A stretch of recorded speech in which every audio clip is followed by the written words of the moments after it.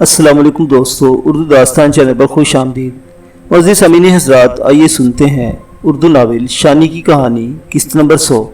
मुअज़्ज़िज़ सामीन, आपसे उम्मीद की जाती है कि वीडियो को लाइक करें और चैनल को भी सब्सक्राइब कर लें, शुक्रिया। रुस्तम इसकी बाहों में सो गया था। वो इसका सर अपने सीने से लगाए बेहरकत लेटी थी। रुस्तम इन लम्हों में डकैत, कातिल और गैंगस्टर नहीं था, सिर्फ एक इंसान था जो अपने गिर्द के खौफनाक हालात को यकसर फरामोश करके कुछ देर के लिए नींद की मेहरबान वादी में खो गया था। इसके हाथों में उल्टी हथकड़ी थी और यह हथकड़ी कानून की इस तवील भागदौड़ का नतीजा थी जो कानून अब तक रुस्तम के लिए करता रहा था।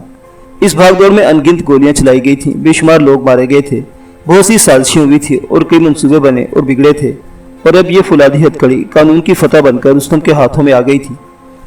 अभी कुछ देर पहले जब रुस्तम ने इससे पूछा था, बीबी मुझसे कोई शिकवा तो नहीं, तो शानी ने जवाब में कहा था, इससे बड़ा शिकवा और क्या होगा कि तुमने मेरी खातिर अपनी जिंदगी रियाज के हाथों में दे दी है।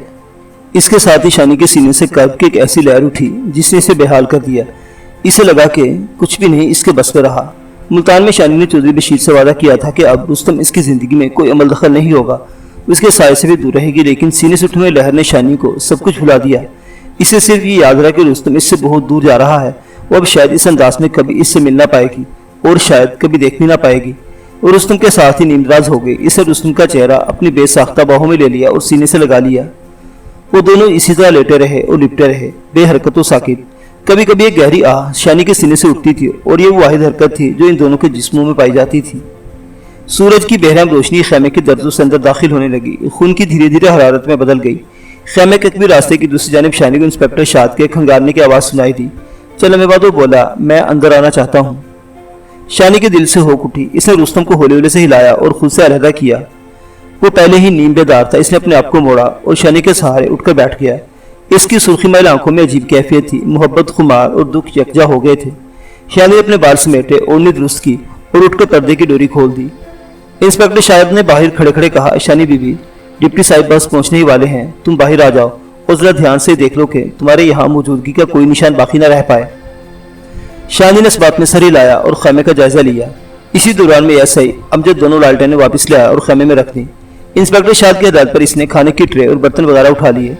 इंस्पेक्टर शाद मुंतजिर निगाहों से शानी को देख रहा था। वो इसे अपने साथ ही वापस ले जाना चाहता था। शानी के गले में एकदम बहुत से आंसू जमा हो गए और रुस्तम से बहुत कुछ कहना चाहती थी, लेकिन अब कुछ भी कहने का मौका नहीं था। इसने अपने दोनों हाथ रुस्तम के कंधे पर रखे, अश्कबार नजरों से देखा और इंस्पेक्टर शाद के साथ बाहर आ गई। तकरीबन यही वक्त था जब दूर जुनूब मशरिक की तरफ से हेलीकॉप्टर के परों की आवाज़ सुनाई देने लगी। यकीनन ये डिप्टी रियाज की आमद थी। करीबन आध घंटे बाद डिप्टी रियाज शानी के सामने दूसरे खैमे में मौजूद था। ये वही खैमा था जहां शानी को शुरू में लाया गया था। दोनों लेडी पुलिस एहलकार भी यहाँ मौजूद थीं और मुसलसल खश्म की नजरों से शानी को देख रही थी। डिप्टी रियाज आज पहली बार मुकम्मल वर्दी में नजर आया। इसकी शेप भी बनी हुई थी, ताहम आंखें हमेशा की तरह सुर्ख और बाल उलझे हुए थे। वो फैलकर कुर्सी पर बैठ कर शानी से मुखातिब होकर अपने मखसूस अंदाज में बोला, हाँ बीबी जान, क्या हाल है तुम्हारा? मैं तुमसे ताया का हाल जानना चाहती हूँ। देखो तुम्हारे इस बुढ़े की कितनी इज्जत अफजाई हो रही है। इसकी अगली पिछली नस्लों में और किसी को इतना प्रोटोकॉल नहीं मिला होगा। एक डॉक्टर, एक नर्स 24 घंटे इसकी देखभाल कर रहे हैं। अब इसकी हालत अच्छी है, लगता है अभी वो और मुजमेला करेगा दुनिया में। इसके लिए तुम बेफिक्र रहो। मैं इनसे मिलना चाहती हूँ। चलो चलने की तैयारी करें। शानी बेकरारी से उठ खड़ी हुई। वो एक कहाँ जा रही हो? डिप्टी राज हिटलर ने पूछा। ताया के पास। ताया के पास नहीं, अपने घर। क्या मतलब? मतलब ये कि मैं तुम्हें अपने घर ले जा रहा हूँ। वहाँ तेरे मेरे सिवा और कोई नहीं होगा। तू मेरे लिए शराब बनाएगी और मैं पीऊँगा। तू मेरा दिल खुश करेगी, मैं तेरे मसले हल करूँगा। डिप्टी राज बेपरवाही से बोला। तुम होश में तो हो? शानी ने आंखें निकाली। तुम्हारी जैसी को देखकर होश किसे रहता है? रियाज हिटलर ने शानी के बाल मुट्ठी में लिए। शानी की आंखों में लहू सा उतरा। इससे पहले के वो शोलाबार लहजे में कुछ कहती, डिप्टी रियाज ने एक गूंजदार कहका लगाया और शानी के बाल छोड़ दिए। मजाक कर रहा हूँ बीबी, तेरे साथ सोऊंगा तो हाजी हयात की शलवार के अंदर बम चल जाएगा, गुस्से में एकदम मोलाजट बन जाएगा। वो और फिलहाल मेरा ऐसा कोई इरादा भी नहीं। मैं तुझसे जो वादा किया था उसे पूरा कर रहा हूँ। तुझे पूरे एहतराम के साथ यहाँ से वापस भेज रहा हूँ। हालांकि अगर मैं चाहूँ तो तेरे वाली वारिस अगले 200 साल तक भी तेरा खोदखुरा नहीं ढूंढ सकते। शानी ने गहरी सांस ली। रुस्तम का कहा दुरुस्त साबित हो रहा था। अंदाजा होता था कि डिप्टी रियाज शानी को छोड़ने पर आमादा है। इसने डिप्टी रियाज की आंखों में देखते हुए कहा, और ताया मासूम, तेरे ताया की हालत अभी इस काबिल नहीं कि वो तेरे साथ जा सके। हमारी हिफाजत में रहेगा। बहरहाल इसके बारे में अपना वादा पूरा करूंगा। वो कुछ दिनों में जिंदा सलामत तुम्हें मिल जाएगा, लेकिन इसके बारे में जो शर्तें हैं वो तुम्हें भी पता होंगी। शानी सवालिया नजरों से रियाज का चेहरा तकने लगी। वो बोला, तुम ताया भतीजी की जुबान पर यह बात कभी नहीं आनी चाहिए कि यहाँ सून में लाया गया और पुलिस की तहवील में रखा गया। आजकल या 10 साल बाद जब भी ये बात तुम्हारी जुबान पर आएगी, तुम्हारी स्वीट स्वीट फैमिली पर 3 जनाजों वाला कानून फिर से लागू हो जाएगा। और तुम्हें पता है कि मैं बंदे को शूट करने में ज्यादा देर नहीं लगाता। तुम जो कहते हो ठीक है, लेकिन मैं ताया को लिए बगैर यहाँ से नहीं जाऊंगी, किसी सूरत नहीं। शानी की आंखों में आतिशी आंसू मड आए। तुम भी बड़ी भोली हो मिसमात शहनाज उर्फ शानी, रियाज ने थानेदारी लहजे में कहा। तुम्हारा क्या ख्याल है, तुम्हारे प्यारे ताया जानी का इलाज इस वीराने में किया जा रहा है और डॉक्टर नर्से भी यहीं पर पैदा फरमा लिए गए हैं। नहीं बीबी जान, मैंने इन्हें वापस लाहौर पहुंचा दिया है। रात को हेलीकॉप्टर पर वो भी मेरे साथ सवार था। हमने इसे बेस कैंप से पिक किया था, लाहौर के एक अच्छे प्राइवेट क्लिनिक में भर्ती कराया है मैंने इसे। लेकिन एक बात बिल्कुल क्लियर है, जब तक मुझे पूरी तसल्ली ना हो जाएगी कि तुम ताया भतीजी अपनी जुबान बंद रखोगे, तुम्हारे ताया का सुराग नहीं दूंगा मैं। रियाज ने चंद लम्हे तोकू करके बेपरवाही से अपनी रानें खुजाई और बोला, मेरे कागजों में तुम्हारा ताया मफरूर है। इसने जमशेद को छुड़ाने के लिए अपने चंद कारिंदों के साथ मिलकर पुलिस पार्टी पर गोलियां चलाई थी। इस मुकाबले में जमशेद मारा गया और हमलावर भागने में कामयाब हो गए। रियाज ने बड़ी डराई से एक आंख मीच कर कहा, वो वही घड़ी घड़ी कहानी सुना रहा था जो इसने शानी को जीप में सुनाई थी। तुम झूठ बोल रहे हो, ताया जी अभी यही है तुम्हारे बेस कैंप में। बीबी जान, तुमने शायद कसम खा रखी है मेरी किसी बात पर यकीन नहीं करना। शायद मैं हूं ही ऐसा। रियाज ने खुद को एक फोश गाली दी। इससे पहले कि शानी कुछ कहते, रियाज ने टांगे खुजाते खुजाते इंस्पेक्टर शाद को आवाज दी। चंद सेकंड बाद इंस्पेक्टर शाद ने अंदर आकर रियाज को सल्यूट किया। रियाज ने कहा, हाँ भाई शाद, हम तो हैं बदमाश, हमारी बात पर कोई यकीन नहीं करता। तुम बताओ वो ठरकी बुड्ढा कहाँ है इस वक्त? शाद ने कहा, इसे बेस कैंप से हेलीकॉप्टर पर लाहौर भेज दिया गया है, वहाँ इसका इलाज हो रहा है। मेरे कहने पर तो ये बयान नहीं दे रहे हो? नहीं सर, वही बता रहा हूँ जो हकीकत है। डिप्टी रियाज ने इशारा किया। इंस्पेक्टर शाद सल्यूट करके बाहर निकल गया। रियाज ने बेहद संजीदा लहजे में कहा, बुरे से बुरे काम के भी कुछ उसूल होते हैं। देखो, मैंने तुमसे जो वादा किया था कि रुस्तमा मिल जाएगा तो तुम पर कोई आंच नहीं आएगी, तुम्हें छोड़ दूंगा। छोड़ रहा हूं ना।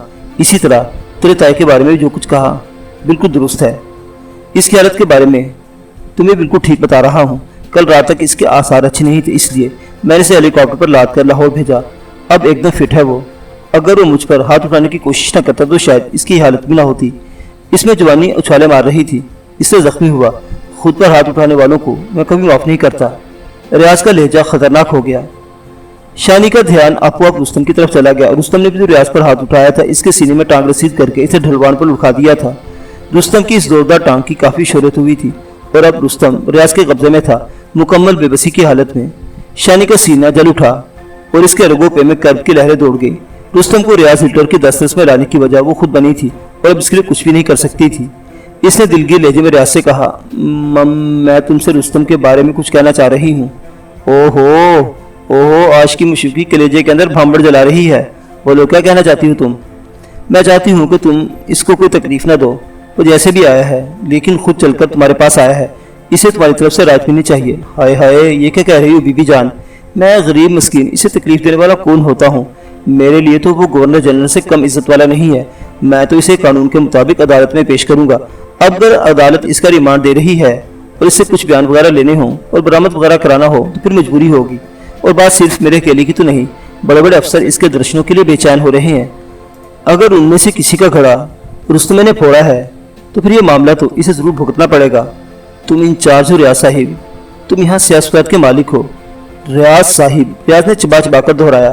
फिर सिगरेट का तवील कश लेकर बोला, ये तुम्हारी मेहरबानी अगर तुम इस नौकर को कहीं काबिल समझती हो। बहरहाल मेरी तरफ से बिल्कुल बेफिक्र रहो। लेकिन मैं कहना चाहती हूँ। शानी की आवाज़ गले में अटक गई। वो जहरनाक अंदाज में मुस्कुराया, घबराओ मत, मैंने इसे जो कुछ बकवाना होगा मारे बगैर बकवाऊंगा। बस कुछ कुतारियाँ निकालूंगा, इसे हंसा हंसा के लोटपुट कर दूंगा इसे। वो हंसते हंसते सब कुछ बता देगा। इससे पहले कि शानी मजीद कुछ कहती, रियाज ने एक बार फिर इंस्पेक्टर शाद को कड़ाकेदार आवाज़ दी। वो हुक्म के जिन की तरह गालिबन दरवाजे पर ही खड़ा था, इसे अंदर आकर सल्यूट किया। रियाज फैसलाकुन लहजे में बोला, शानी बीबी को बड़े एहतराम के साथ बेस कैंप तक पहुंचाना है। वहां से जो पहली जीप वापस रवाना हो, इसमें बीबी जान को सवार होना चाहिए। मेरी बात समझ रहे हो ना तुम? यस सर, इंस्पेक्टर शाद ने अदब से कहा। इसके साथ ही डिप्टी रियाज अपनी जगह से उठ खड़ा हुआ। मेरी बात सुनो, शानी ने कहा। लेकिन तब तक रियाज अपने भारी कूलों को हरकत देता बाहर निकल चुका था। वो अपने मातहत पर बस रहा था। ओए रहमत, कहाँ मर गया है तू? कुत्ते के बच्चे, अभी तक 4 तोस नहीं गर्म हुए तुझसे। शानी अपनी जगह साकित तो जामिल बैठी रह गई। वो समझ गई कि डिप्टी रियाज ने अपनी राब्ता लाइन इससे काट दी है।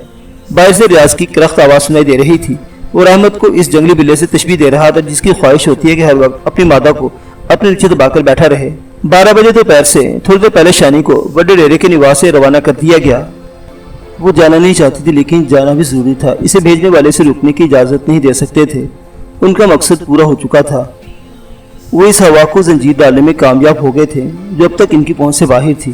رستم پابا زنجیر ریاض ہٹلر کی تحویل میں تھا۔ وہ روتی ہوئی روانہ ہوئی، اس نے اپنا سر منہ ایک چادر میں لپیٹ رکھا تھا، صرف آنکھیں ہی نظر آتی تھی اور رستم اس کے سارے ساتھیوں کو موت کے خوفناک شکنجے میں چھوڑ کر جا رہی تھی، اس کے سوا کچھ چارہ نہیں تھا۔ بلندی سے دور قریباً 4 فرلانگ کے فاصلے پر بڑے ڈیرے کے قبرستان کے آثار نظر آتے تھے۔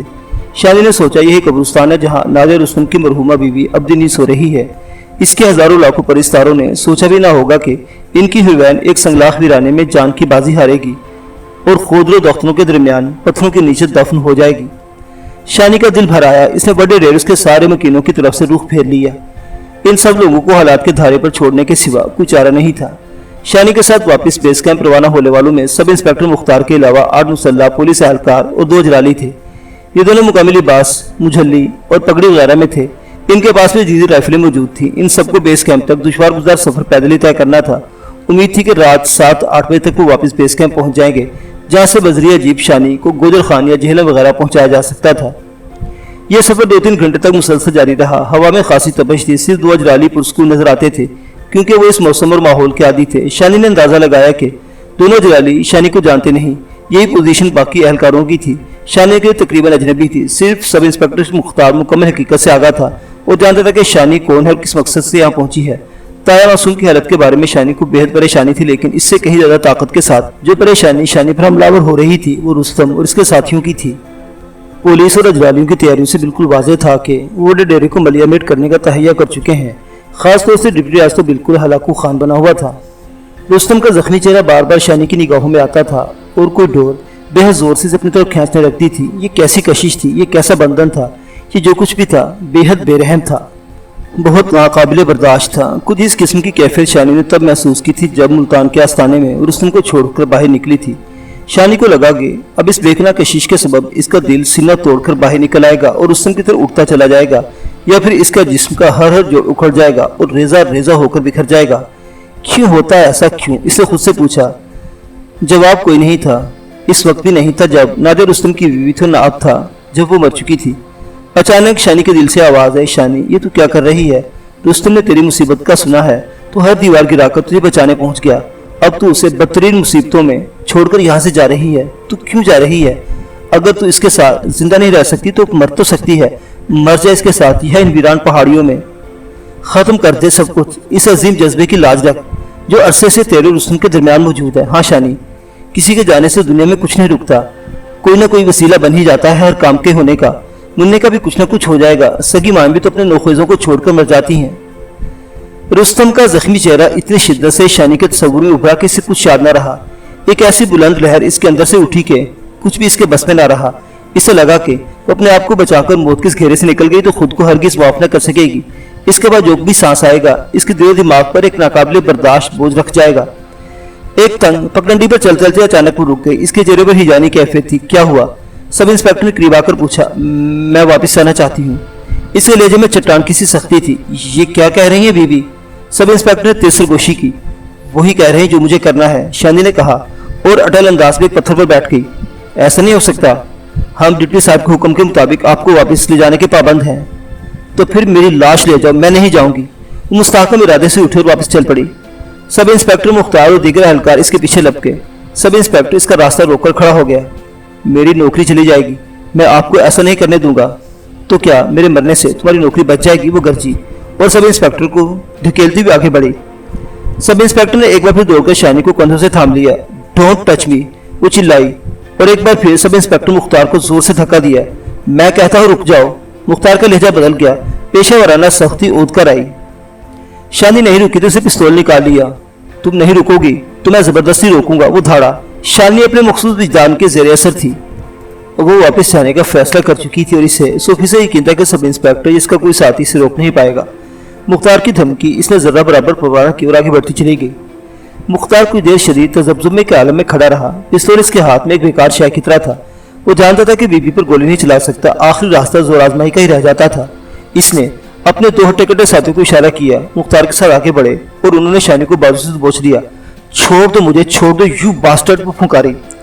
لگتا ہے آپ کو عزت راست نہیں آئی ہے، سب انسپیکٹر نے کہا۔ زبردست کھینچتانے کا منظر شروع ہو گیا۔ شانی خود کو چھڑا کر ڈیری کی طرف واپس جانا چاہ رہی تھی، لیکن پولیس والے اپنے اعلیٰ افسر کے حکم کے مطابق اسے پوٹوہار سے باہر لے جا رہے تھے۔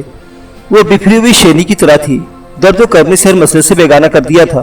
وہ کچھ اور نہ کر سکتی تھی، لیکن کم از کم رستم اس کے ساتھیوں کے ساتھ مدد تو سکتی تھی۔ اس نے پولیس اہلکاروں کو زوردار دھکے دیے، ایک دو کو تھپڑ رسید کیے۔ چند سیکنڈ کے لیے یہ محسوس ہوا کہ ان کے بس میں نہیں آئے گی اور خود کو چھڑا کر ٹیلوں کی طویل بھول بھلائیوں میں گم ہو جائے گی، مگر اسی دوران میں اچانک اوپر نیچے 3 فائر ہوئے اور شانی سمیت سب چونک گئے۔ یہ قریباً 150 میٹر کی دوری پر سرخی مل ٹیلوں سے ہوئے تھے۔ سب انسپیکٹر کی گرفت میں شانی نے دیکھا کہ کم و بیش 20 افراد ٹیلوں سے اتر کر نیچے آ رہے تھے۔ ان میں سے اکثر لوگ شہری دکھائی دیتے تھے، ان میں 2-3 عورتیں بھی تھیں۔ بڑی بڑی پگڑیوں اور گھیرادار شلواروں والے اجرالی ان کے عقب میں تھے۔ اس کے علاوہ 2-3 باوردی پولیس والے بھی نظر آئے۔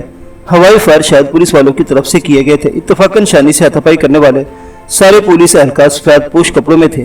نئے نئے افراد نے بلندی سے ان سفید پوش افراد کو شانی سے ہاتھاپائی کرتے دیکھا تھا اور ہوائی فائر کیے تھے۔ سب انسپیکٹر مختار اپنے ساتھی سے چھوٹی سی دوربین لی اور آنکھوں سے لگا کر دھیان سے آنے والوں کو جائزہ لیا۔ بیڑا غرق، اس نے بے ساختہ کہا اور اس کے ہونٹ دائرے کے انداز میں سکڑ گئے۔ کیا ہوا سر؟ یہ خیر کانسٹیبل نے پوچھا۔ مجھے لگتا ہے کہ یہ اخبار والے ہیں، کل ڈی آئی جی صاحب نے ان کے بارے میں بتایا تھا، یہ ڈیرے پر آپریشن کا آنکھوں دیکھا حال دیکھنے کے لا رہے ہیں۔ یہ تو بہت برا ہوا، وہ پریشانی میں بڑبڑایا۔ آنے والے 20-22 افراد کے پیچھے اب چند مسلح پولیس اہلکار بھی نمودار ہو گئے تھے۔ وہ سب اونچی آواز میں بولتے ہوئے تیزی سے موقع کی طرف بڑھ رہے تھے۔ شانی کو سب انسپیکٹر نے چھوڑ دیا تھا۔ شانی نے بھاگنے کی کوشش نہیں کی تھی، وہ بھی مختار اس کے ساتھیوں کے تجسس سے آنے والوں کی طرف دیکھنے لگی۔ 5 منٹ کے اندر اندر یہ لوگ کافی نزدیک پہنچ گئے۔ شانی کو ان لوگوں کے پاس 2-3 ٹی وی کیمرے بھی دکھائی دیے۔ مختار کا رنگ زرد ہو رہا تھا۔ یہ صورتحال اس کی توقع کی بالکل برعکس تھی اور اس کی سمجھ سے بالاتر تھی۔ وہ جانتا تھا کہ ڈپٹی راج صاحب بی بی کی آمد و روانگی کو راز رکھنا چاہتے ہیں۔ ان کی خواہش ہے کہ یہ معاملہ کم سے کم افراد کے علم میں آئے، لیکن یہاں تو سارا معاملہ ہی چوپٹ دکھائی دے رہا تھا۔ میڈیا کے چوکس ترین لوگ صورتحال کی رپورٹنگ کے لیے موجود ہوئے تھے اور بدقسمتی سے ایسے موقع پر آئے تھے کہ جب ایک دھماکہ خیز خبر ان کی منتظر تھی۔ شانی بی بی جس کو گجرانوالہ لاہور اور گردگاؤں میں سرگرمی سے تلاش کیا جا رہا تھا، نہ صرف پولیس کی تحویل میں تھی بلکہ وادی سور میں پائی جا رہی تھی۔ شانی نے دیکھا کہ سب انسپیکٹر نے اپنا گنجا سر کھجا کر خشک ہونٹوں پر زبان پھیری۔ دوسری طرف میڈیا کے ساتھ آنے والے پولیس اہلکار بھی پریشان دکھائی دے رہے تھے۔ اچانک شانی کی آنکھ چہرے پر پڑی اور بری طرح چونک گئی۔ اس نے گریس کو دیکھا، وہ پتلون کی میس میں تھی، اس کا سر پر تنکوں کا ہیڈ تھا، آنکھوں پر دھوپ کا چشمہ لٹکائے اور سفید جوگر پہنے وہ ایک خاتون اخبار نویس کے ساتھ چلی آ رہی تھی۔ ملتان میں گریس نے شانی کو بتایا تھا کہ اس کا تعلق صحافت سے بھی رہا ہے۔ کیا وہ ایک صحافی کی حیثیت سے یہاں موجود ہے؟ یہ سوال تیزی سے شانی کے ذہن میں ابھرا۔ گریس نے بھی شانی کو پہچانے میں تیزی سے دوبارہ قدم اٹھانے لگی اور سب سے پہلے شانی تک پہنچ گئی۔ شونی تم یہاں؟ اس نے حیرت سے آنکھیں پھاڑی اور پھر شانی سے لپٹ گئی۔ شانی نے بمشکل اپنی سسکیاں ضبط کی، پولیس والوں کے ساتھ ہاتھا پائی اور کھینچا تانی میں شانی کا گریبان ایک بار پھر نیچے لٹک گیا تھا۔ یہ گریبان جی ٹی روڈ پر سفر کرتے ہوئے جیپ کے اندر ڈپٹی راج نے پھاڑا تھا اور ابھی تک سیفٹی پنوں سے جڑا ہوا تھا۔ شانی نے کانپتے ہاتھوں سے ایک بار پھر گریبان کی سیفٹی پنز درست کی۔ گریس نے شانی کا سر چومتے ہوئے کہا، مجھے پہلے ہی شک تھا۔ پھر وہ دیگر اخبار نویسوں کیمرہ مینوں کی طرف مڑی۔ دیکھ لیا آپ نے؟ یہ شونی ہے جسے ہم سب جگہ جگہ ڈھونڈتے پھر رہے ہیں۔ پولیس والے یہاں اس کے کپڑے پھاڑنے میں مصروف ہیں۔ 10-15 اخبار نویس شانی کے جمع ہو چکے تھے۔ ان سب کی آنکھوں میں تجسس اور سنسنی تھی۔ ایک سینئر اخبار نویس نے شانی کو پہچاننے کے بعد سب انسپیکٹر مختار کو مخاطب کیا اور پوچھا، یہ ہم سب کیا دیکھ رہے ہیں سب انسپیکٹر؟ تجربہ کار سب انسپیکٹر خود کو کافی تک سنبھال چکا تھا۔ اس نے کہا، میں تو ملازم ہوں جی، جو حکم اوپر سے ملا ہے اس کے مطابق عمل کر رہا ہوں، لیکن جہاں تک مجھے پتا چلا ہے یہ بی بی صاحبہ خود اس ممنوع علاقے میں پہنچی ہیں۔ ان کے ساتھ کوئی اور صاحب بھی تھے جن کے بارے میں راج صاحب بھی جانتے ہیں۔ یہ آگے بڑی دیر تک پہنچنا چاہتی تھی، افسر نے بڑی مشکل سے سمجھایا ہے اور واپس بھیجا ہے۔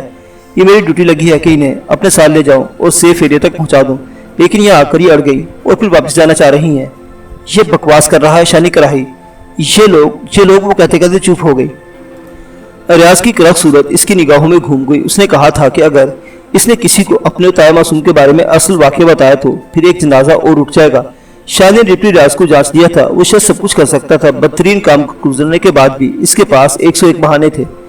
گریس نے اسے دلاسا دیا، بتاؤ شونی اصل بات کیا ہے؟ یہ سب میڈیا کے لوگ ہیں، تم جو کہو گی وہ لاکھوں لوگوں تک پہنچ جائے گا اور سچ میں بڑی طاقت ہوتی ہے۔ بتاؤ میری پیاری بہن، یہ لوگ تمہیں یہاں کیسے لائے اور یہ کہا تمہارے ساتھ کوئی دوسرا بھی ہے؟ शानी के सीने में तलातुम था। वो रो रो कर सब कुछ मीडिया के सामने कह देना चाहती थी, लेकिन ये भी जानती थी कि बिलाखिर उस सारी सूरत हाल का मुकाबला करने के लिए तन्हा होगी। मीडिया को तो नित नई खबरें दरकार होती हैं। चिंगाड़ती शोर मचाती खबरें चंद रोज बाद किसी दूसरी खबर के शोर में दब जाती हैं और फिर अमूमन सब कुछ फरामोश कर दिया जाता है। जिसकी खबर होती है वो होता है पुलिस होती है, सब कुछ इसी को भुगतना पड़ता है। वो खामोश रही। ग्रेस ने शानी का कंधा दबाया। बताओ शोनी, घबराओ मत, मैं तुम्हारे साथ हूँ, हम सब साथ हैं। और ये कोई आम अखबार नवीस नहीं है, आम होते तो यहाँ तक पहुँच ना सकते, और हम पूरा स्टैंड लेंगे तुम्हारे साथ। यही बात जरा मुख्तलिफ अंदाज में दूसरे अखबार नवीस ने कही। शानी बोली, मेरा दिमाग चकरा रहा है, अभी मेरी समझ में कुछ नहीं आ रहा, प्लीज मुझे कुछ सोचने दें। शानी की खामोशी से सब इंस्पेक्टर को हौसला हुआ। वो बोला, इतनी बात सबने भी देख ली होगी कि जनाब हम बीबी साहबा को बड़ी डेयरी की तरफ ले जा नहीं रहे बल्कि वापस ला रहे हैं। वहाँ बहुत खतरा है जी, गोलियां चल रही हैं, किसी वक्त कुछ भी हो सकता है। डिप्टी राज साहिब का आर्डर था कि हम बीबी जी को बड़ी इज्जत और हिफाजत के साथ गुजर खान तक पहुँचा दें, फिर वो जहाँ जाना चाहे आज़ाद हों। अगर इसके अलावा भी कोई बात है तो कम अज़ कम हम नहीं जानते जनाब, हम तो तनख्वाहदार नौकर हैं जी। नौकर साहिब, मोहतरमा के कपड़े भी अभी आपने ही फाड़े होंगे, सीनियर अखबार नवीस ने तीखे लहजे में पूछा। नहीं, ये तो पहले के, सब इंस्पेक्टर हकला के रह गया। और आप ये भी फरमा रहे कि बीबी अपने किसी साथी के हमरा आज खुद यहाँ पहुंची है। जज जी हाँ, और यहाँ तो पुलिस मंडरा रही है, चप्पे चप्पे की निगरानी हो रही है। बंदा तो खुजा, कोई छोटा मोटा जंगली जानवर भी तुम्हारी मर्जी के खिलाफ यहाँ नहीं घुस सकता, लेकिन फिर भी जनाब ये काफी बड़ा इलाका है, हर जगह तो निगाह नहीं रखी जा सकती। इस गुफ्तगू के दौरान ही एक कैमरामैन ने टीवी कैमरा ऑन कर दिया था। सब इंस्पेक्टर जिस नजर आने लगा था। इसने कैमरामैन से कहा कि वो रिकॉर्डिंग न करे, फिर रुख फेर कर दूसरी तरफ चला गया। एक बार अखबार नवीस आगे बढ़ा। इसने शानी से कहा, बीबी आप हमारे साथ हैं, मुझे लगता है आपको फौरी तौर पर तन्हाई और सुकून की जरूरत है। हाँ हाँ शोनी आओ। ग्रेस ने शानी का बाजू थामा। ये सूरत हाल देखकर सब इंस्पेक्टर पलट आए। देखें जी, आप सब पढ़े लिखे लोग हैं, आप कार्य सरकार में मुदाखलत न करें। बीबी इस वक्त मेरी तहवील में है और मैं अफसरों के हुक्म के मुताबिक इन्हें गोजर खान पहुंचाने का पाबंद हूँ। सीनियर अखबार नवीस जमीर अहमद ने कहा, हम लोग मीडिया के हैं, हम पर भी कुछ जिम्मेदारियां हैं। हम भी पाबंद हैं कि किसी अकेली लड़की को चंद पुलिस वाले एक वीराने में खींच कर घसीट रहे हो तो हम इसकी मदद करें। सफेद रेश अखबार नवीस ने बड़ी शफकत से शानी का हाथ थाम लिया। सब इंस्पेक्टर ने थोड़ी सी तकरार की, फिर बड़बड़ाता हुआ पीछे हट गया। कुछ ही देर बाद सब एक कुदरती खो में मौजूद थे। खो से बाहर धूप बहुत तेज थी। इस धूप के सबब नबातात की महक भी तेज हो गई थी। मीडिया की जो पार्टी यहाँ पहुंची थी, इसके साथ पुलिस का एक दस्ता भी था। इसके अलावा 4-5 मुकामी कुली भी मौजूद थे। उन्होंने पानी के कैन और खुर्द नोश के दीगर सामान उठा रखा था। गर्मी में सबब पानी की जरूरत शिद्दत से महसूस हो रही थी। पानी वगैरह पीने के बाद सारे लोग कुछ देर के लिए खो से बाहर चले गए। ग्रेस ने अपने साथ आने वाले खातून साहबी के कपड़े शानी को पहनने के लिए दिए। खो के एक तारीख गोशी में जाकर शानी ने कपड़े बदल लिए। ये इसके जिस्म पर तकरीबन ठीक आए थे। जब सारे लोग खो में वापस आ गए तो उमर अखबार नवीस जमीर अहमद के कहने पर ग्रेस ने शानी को अपने साथ लिया और खो से बाहर आ बैठी। एक पत्थर पर कुदरती साहिबान बना रखा था। एक हमवार जगह पर दरी बिछा दी गई थी। वो दोनों यह मुकम्मल राजदारी से बात कर सकती थी। सब इंस्पेक्टर मुख्तार उसके साथ ही एहलकार 40-50 फीट की दूरी पर एक दरख्त के साय तले मौजूद और खफा खफा दिखाई देते थे। सब इंस्पेक्टर मुख्तार के साथियों के चेहरे पर खफगी के साथ हैरत का अंसर भी था। दरअसल ये बात इन सब के लिए इंकिशाफ से कम नहीं थी कि जिस लड़की अपने साथ गोजर खान लेके जा रहे हैं वो बीबी है। ग्रेस ने शानी का हाथ थामते हुए कहा, मुझे बड़े डेरे पर होने वाली लड़ाई देखने का शौक नहीं था। मैं उस पार्टी के साथ इसलिए आई हूँ कि मैं तुझे खोजना चाहती थी। सच कहते हैं शोनी, दिल को दिल से राह होती है। मेरे दिल में बार बार ये ख्याल आता था कि मैं मीडिया पार्टी के साथ मैं सुन गई तो तुम्हारे बारे में जरूर कुछ ना कुछ जानूंगी। बहरहाल ये तो मेरे गुमान में भी ना था कि मैं यहाँ इतनी जल्दी तुम्हें देख पाऊंगी, और वो भी ऐसी हालत में जब पुलिस वाले तुमसे कुश्ती लड़ रहे हैं। मैं तो बहुत हैरान हूँ शोनी, खुद मेरी समझ में कुछ नहीं आ रहा। ग्रेस के ये सब क्या हो रहा है? क्या ये बात सही है कि तुम्हें पुलिस वाले गुजरावाला से जबरदस्ती यहाँ लेकर आए हैं? शानी ने बेकरारी से नफी में सर हिलाया। नहीं ग्रेस, अभी मैं तुम्हें कुछ नहीं बता सकती, प्लीज अभी मुझसे कुछ ना पूछो प्लीज। शानी की आंखों में आंसू मड आए थे। ग्रेस ने कच्चा शोनी से इतना बता दो कि क्या तुम्हारे ताया मासूम को भी यहाँ लाया गया है? शानी ने एक बार फिर बेकरारी से नफी में सर हिलाया। प्लीज ग्रेस, अभी मुझसे कोई सवाल जवाब ना करो। ग्रेस ध्यान से देखने लगी। इसकी आंखों में जहानत की चमक थी। गहरी सांस लेकर बोली, ठीक है शोनी, मैं तुम्हें मजबूर नहीं करती। जब तुम्हारा दिल चाहे बता देना, और अगर ना चाहे तो ना बताना, ठीक है? शानी चुप रही। आखिर इससे एक तवील आंख है जी ग्रेस, वो सब मारे जाएंगे। शायद पुलिस इनमें से किसी को जिंदा नहीं छोड़ेगी, और पुलिस वालों में सबसे बेरहम डिप्टी रियाज है, और रुस्तम को भी गिरफ्तार कर चुका है। वो किसी भी वक्त इसकी जान ले सकता है। अगर तुम कुछ कर सकते तो करो, मेरी तो समझ में कुछ नहीं आ रहा। ग्रेस अपने होंठ भींचे और गहरी सोच में नजर आने लगी। इसके चेहरे पर तशवीश के साए थे। कुछ देर बाद वो बोली, हालात वाकई खराब है शोनी। अगले 48 घंटे में डेरे पर फैसला कुन कार्रवाई का प्रोग्राम है। पुलिस के रास्ते में सबसे बड़ी रुकावट बारूदी सुरंगें हैं। बारूदी सुरंगें साफ करने वाले कुछ माहिर अफराद कल रात यहाँ पहुंच चुके हैं, लेकिन ये लगता है कि डिप्टी राज के साथी अफसरों ने इन बारूदी सुरंगों का कोई हल भी निकाल लिया है। ये क्या हल है, इसके बारे में यकीन से कुछ नहीं कहा जा सकता, मगर डिप्टी राज इस सिलसिले में काफी पुरुम्मीद है, इसलिए ये लोग 48 घंटे में काम निपटाने की बात कर रहे हैं।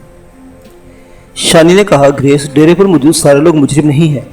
मैं यकीन से कह सकती हूँ कि इनमें ज्यादातर ऐसे हैं जिन्हें पुलिस ने हाथ उठाने पर, हथियार उठाने पर मजबूर किया है। चंद गुनाहगारों के साथ सबको मार देना कहाँ का इंसाफ है। क्या कोई ऐसा रास्ता नहीं हो सकता कि इन लोगों को हथियार डलवाने के लिए इनसे बातचीत की जाए? ग्रेस बोली, मैंने सुना है डिप्टी राज कहता है अब बातचीत का वक्त गुजर चुका है। या तो डेरे के मुलजिम गैर मशरूत तौर पर बाहर आकर खुद को पुलिस के हवाले करते या फिर कार्रवाई के लिए तैयार रहे। शानी ने दिलगीर आवाज में कहा, कोई भी खुद को इसके हवाले नहीं करेगा। इसने डेरे वालों में इतनी दहशत फैला रखी है कि इसके हत्थे चढ़ने के बजाय लड़ते हुए मरने को बेहतर समझेंगे। शायद तुम्हें पता ना हो, चंद रोज पहले डेरे के 3 बंदे डिप्टी राज के हत्थे चढ़े थे। उनमें से 2 को इसने इतनी बुरी तरह तशद्दुद का निशाना बनाया कि इनकी लाशें भी डिप्टी से पनाह मांग रही थी। बाद में इन लाशों को खच्चरों या शायद गधों पर लाद कर डेरे भेजा गया ताकि देखने वाले इबरत पकड़ें। ग्रेस ने कहा, रुस्तम, वाली खबर सुनाकर तुमने और भी दुखी कर दिया है। रुस्तम की गिरफ्तारी कैसे हुई? क्या तुम्हें यकीन है कि क्या वाकई ऐसा हो गया है? हाँ, मैंने इसे खुद देखा है। डिप्टी राज के पास इसे उल्टी हथकड़ी लगा दी गई है। इर्द गिर्द बड़ा सख्त पैरा है। ग्रेस बड़े ध्यान से शानी को देख रही थी। पुरसोच अंदाज में बोली, शोनी, कहीं ऐसा तो नहीं कि रुस्तम ने तुम्हें डिप्टी राज के शिकंजे से निकालने की गिरफ्तारी दी हो? शानी का दिल धक से रह गया। इसके साथ इसे ग्रेस की जहानत का एतराफ करना पड़ा, ताहम इसने अपनी जुबान से किसी तरह का अकरार नहीं किया। बोलो शोनी, क्या मेरा अंदाजा दुरुस्त है? प्लीज ग्रेस, मैं तुमसे इल्तिजा करती हूँ कि मुझसे इस बारे में कुछ ना पूछो। ग्रेस खामोश होगी, लेकिन इसके तासुरात बता रहे थे कि इसने शानी की खामोशी को इसका अकरार ही समझा है। इसकी सुर्ख सफेद पेशानी पर सोच की लकीरें कुछ और गहरी हो गई। कुछ देर बाद वो होले से बोली, शोनी, क्या तुम वापस डेरे पर जाना चाह रही हो? हाँ ग्रेस, मुझे लगता है यहाँ डेरे पर सब कुछ खत्म होने वाला है, शायद रुस्तम भी। और अगर वो भी खत्म हो रहा है तो फिर मैं भी वापस जाकर क्या करूंगी? 2 आंसू मोटी बूंदों की तरह शानी की आंखों से गिरे और हाथ की पुश्त पर फैल गए। ग्रेस ने कहा, तुम बहुत ज्यादा मायूस नजर आ रही, हौसला रखो। हम रुस्तम को इस तरह जान हारने नहीं देंगे।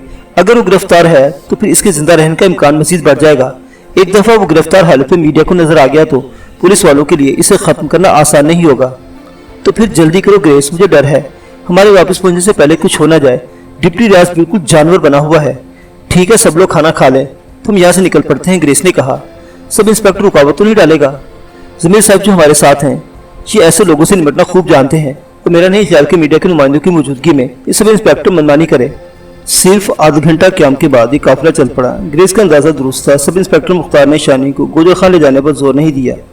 वो दीगर लोगों के साथ ही वापस डेरे की तरफ रवाना हो गया। जो पुलिस एहलकार मीडिया वालों के साथ आए थे उनमें से एक इंस्पेक्टर भी था। इंस्पेक्टर ने जमीर अहमद से कहा, जमीर साहिब, हमने आपकी बात मानी, लेकिन इस गरीब मुलाजिम मुख्तार पर की मुसीबत नहीं आनी चाहिए।